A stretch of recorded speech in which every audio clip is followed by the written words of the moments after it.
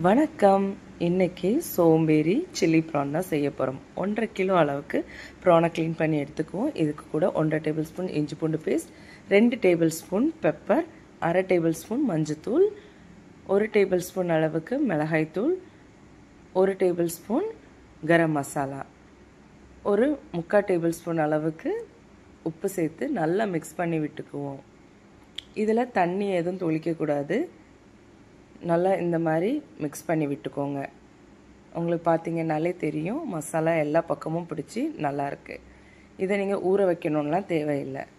இப்போது ஒரு கடாயில் ஒரு 2 டேபிள் ஸ்பூன் அளவுக்கு எண்ணெய் சேர்த்துட்டு 1 டேபிள் ஸ்பூன் சோம்பு, ஒரு டைட்டாக கைப்பிடி அளவுக்கு கருவேப்பிலை சேர்த்துக்குவோம். இதை நல்லா மிக்ஸ் பண்ணி விட்டுட்டு மிக்ஸ் பண்ணி வச்சுருக்கிற ப்ரானை சேர்த்துக்குவோம்.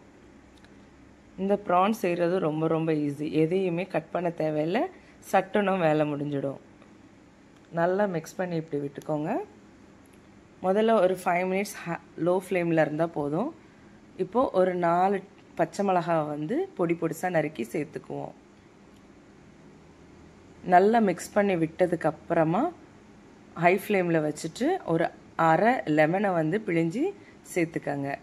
ஒரு 10 மினிட்ஸ்க்கு ஹை ஃப்ளேம்லேயே இருக்கட்டும். நல்லா மிக்ஸ் பண்ணி விட்டுட்டுருங்க. அப்போ தான் ஈவனாக குக் ஆகும். நம்மளோட சோம்பேறி சில்லி ப்ரான் ரெடி. கண்டிப்பாக நீங்களும் ட்ரை பண்ணி பாருங்கள். டைம் இல்லாத போது சிம்பிளாக நல்லா ஸ்பைஸியாக சாப்பிட்ணுன்னு நினச்சிங்கன்னா கண்டிப்பாக ட்ரை